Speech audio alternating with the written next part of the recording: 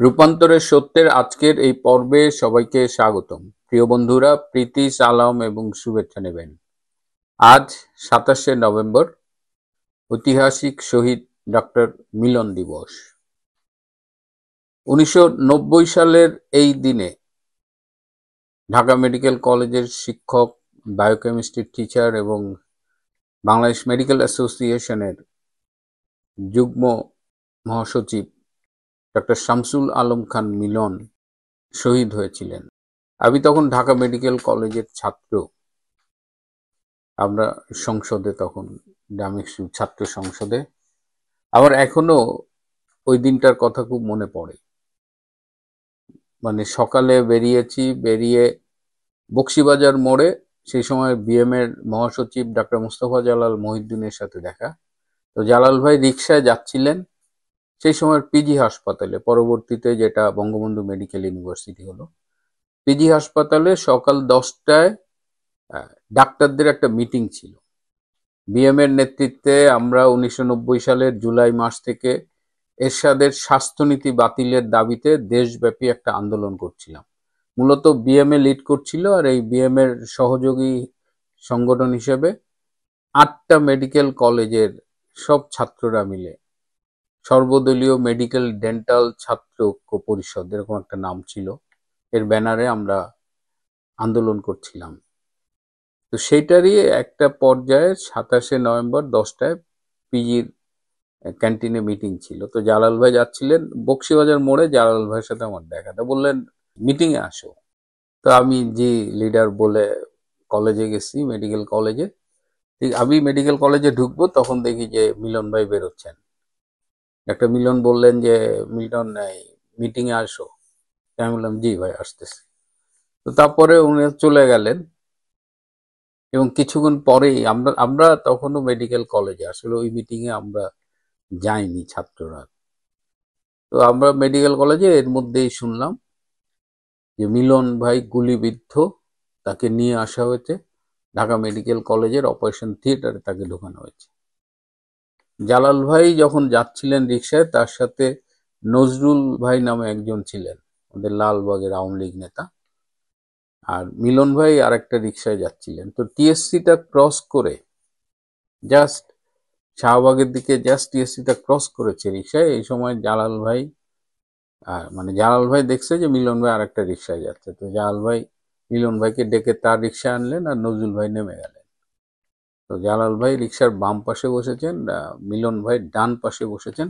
সেই সময় ঢাকা বিশ্ববিদ্যালয়ের ছাত্র দলের এক অংশ, এই যে অভি এবং অভির যারা অনুসারী ছিল, এরা ততদিনে এরশাদের দলে নাম লিখিয়ে ফেলেছে এবং বিশ্ববিদ্যালয়ে একটা খুব থমথমে অবস্থা, গোলাগুলি বিনিময় হচ্ছে। তো অভির ছেলেপেলেরা এই সরোয়ার্দী উদ্যানের দিক থেকে গুলি করছিল, আর তার প্রতিপক্ষরা ঢাকা বিশ্ববিদ্যালয়ের লাইব্রেরির এই দিকে ছিল। তো যখন অভির পক্ষ থেকে অভির অনুসারীরা গুলি করছে, ওই রিক্সা যখন যাচ্ছে, ঠিক তখন ওদিকটা একটা গুলি এসে মিলন ভাইকে হিট করে, একদম মিলন ভাইয়ের বুক বরাবর, হৃৎপিণ্ড বরাবর। এবং গুলিটা হওয়ার পরে মিলন ভাইয়ের শেষ কথা ছিল, জালাল ভাই দেখেন তো আমার কি হলো। তো তারপরে তো সবাই মিলে মিলন ভাইকে নিয়ে এলেন। আমরা সবাই তখন উদ্গ্রীব হয়ে আছি। সেই 90 সালের কথা তো, মানে তখন আমাদের যেসব টিচার ছিলেন, আমার মনে আছে এসজিএম স্যার ছিলেন মেডিসিনের, আমাদের পেডিয়াট্রিক্সের ছিলেন নাজমুন নাহার ম্যাডাম।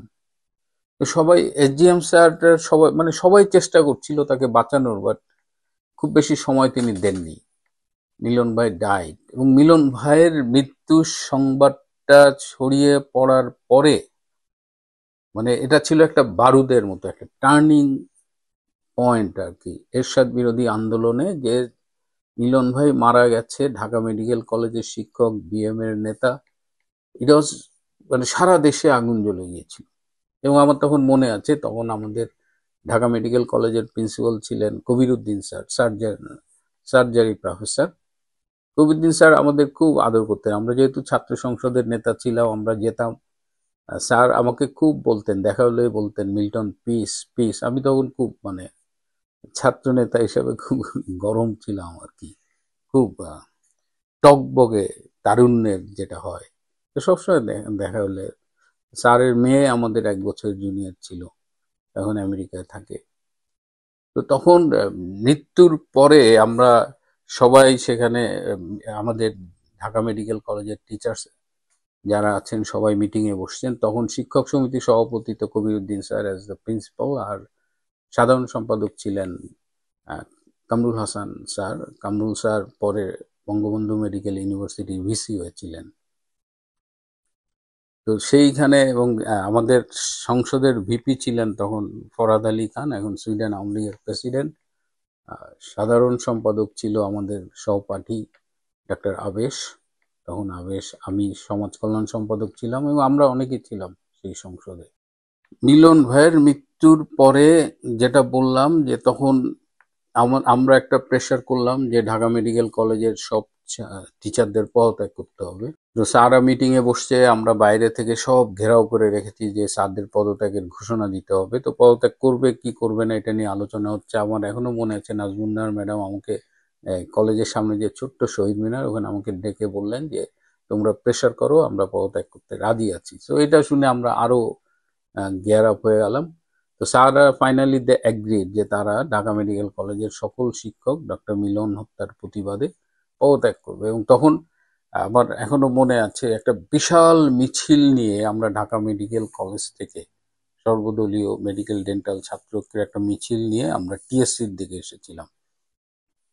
এবং সেই মিছিলের ছবিটা কিন্তু মানে সব পত্র পত্রিকা ছাপা হয়েছিল। পরবর্তীতে যত আলোকচিত্র প্রদর্শনী হয়েছে সেই টিএসসির ওইখানে আমাদের মিছিলটার ছবি, সেই মিছিলে আমরা সবাই ছিলাম। তো সেই মিছিলটা আমরা যখন টিএসসিতে আসি, টিএসসিতে এলে সেখানে আমাদের সর্বদলীয় ছাত্রকের কেন্দ্রীয় নেতৃবৃন্দ এই মিছিলে যোগ দেয় এবং ঢাকা বিশ্ববিদ্যালয়ের ছাত্রছাত্রীরা এই মিছিলে যোগ দেয় এবং এই মিছিল আলটিমেটলি আমরা প্রেস ক্লাবে নিয়ে আসি। এবং প্রেস ক্লাবে সেখানে আমাদের ডামিকসুর ভিপি যে ফরাদ ভাইয়ের সভাপতিত্বে একটা বিশাল সমাবেশ অনুষ্ঠিত হয়। সেখানে সেই সমাবেশ সঞ্চালনা করেছিলাম আমি, এবং পরে আমার সাথে এসে যোগ দিয়েছেন আমাদের প্রয়াত জাহাঙ্গীর সাত্তার টিঙ্কু ভাই, সর্বদলীয় ছাত্রদের নেতা।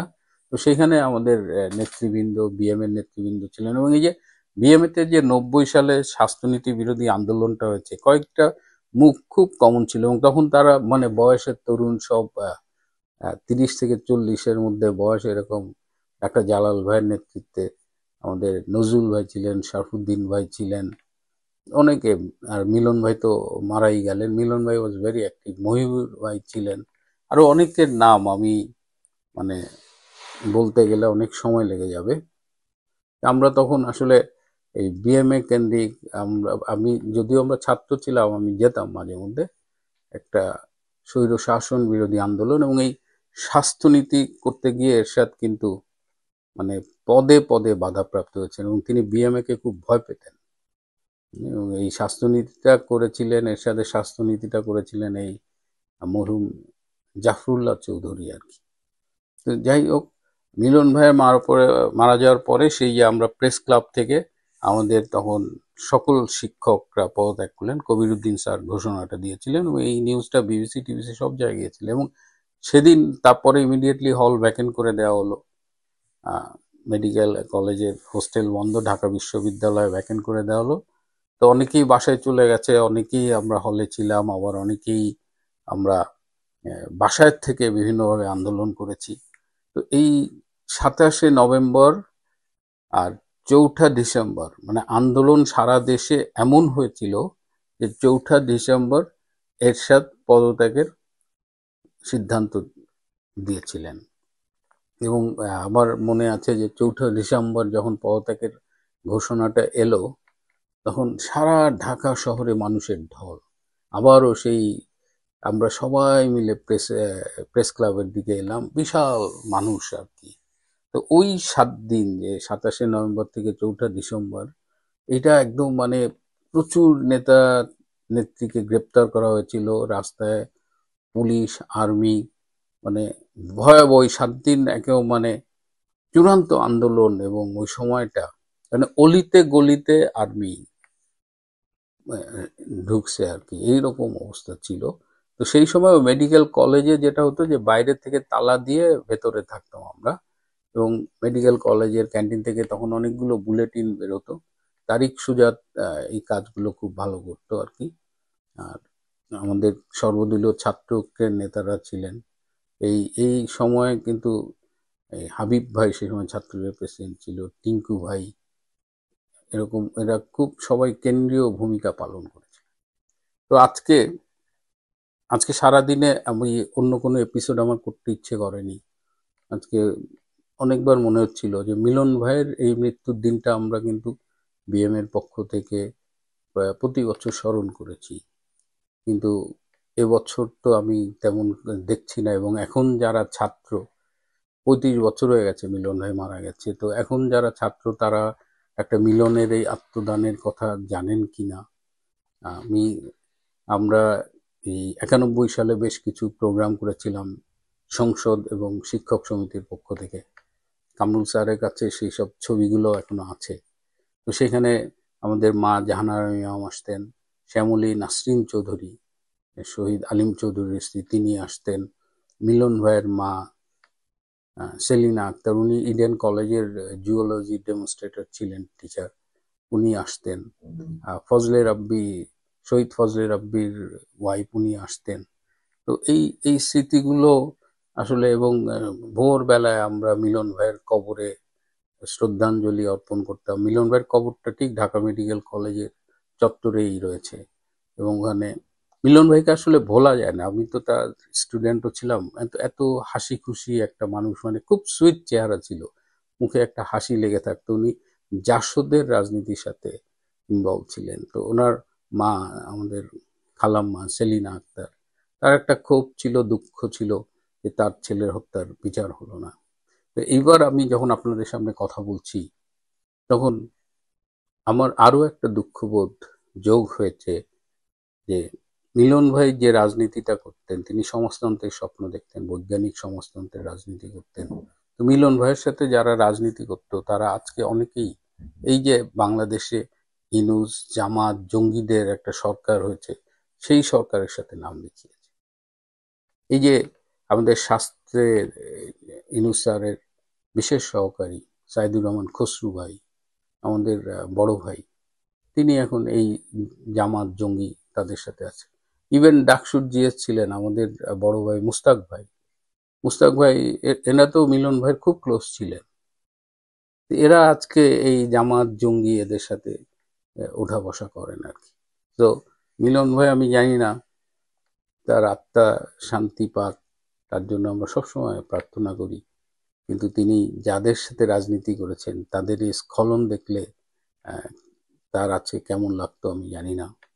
কিন্তু আমি কিন্তু এই দূর প্রবাসেও সারাদিন আমি আমার বউকেও বলেছি যে আজকে মিলন ভাইয়ের শাহাদত বার্ষিকী।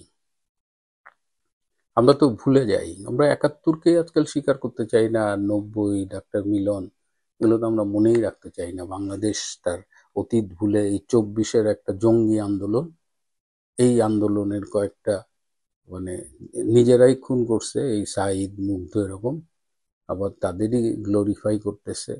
মানে এই একটা লেজে গবরে অবস্থা করে আমাদের যে অর্জন, আমাদের যে ঐতিহ্য, আমাদের 71, 90, এই সব কিছুকেই মুছে ফেলার একটা ষড়যন্ত্র চলছে।